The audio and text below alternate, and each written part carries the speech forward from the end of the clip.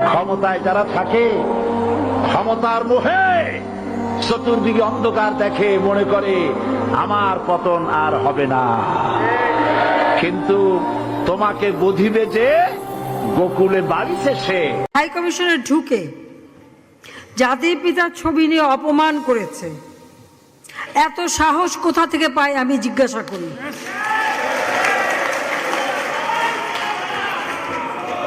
আমি জানি না আমাদের হাই কমিশনে এখন কারা বসেছিল এবং তারা সেখানে কিছুই করতে পারলো না কেন, সেটাও বড় প্রশ্ন। আর আমি আমার প্রবাসী যারা বাঙালি, না আমার প্রবাসী বাঙালিদেরও আমি বলবো যে যারা এই ঘটনাগুলি ঘটিয়েছে তারা চলাফেরা করে না, তাদের দেখেন না।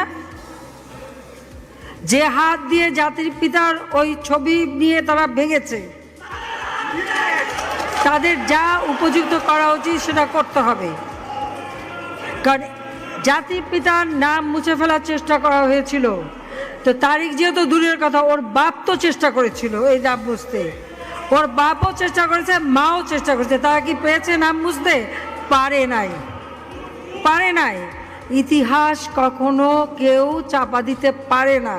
আর জাতির পিতা তার 7 মার্চে ভাষণে বলে গেছে যে বাঙালিকে কেউ দাবায় রাখতে পারবে না, পারে নাই দাবায় রাখতে।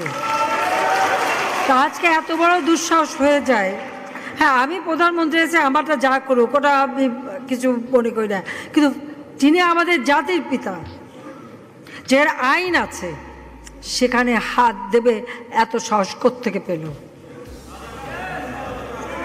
তারেক যে ভুলে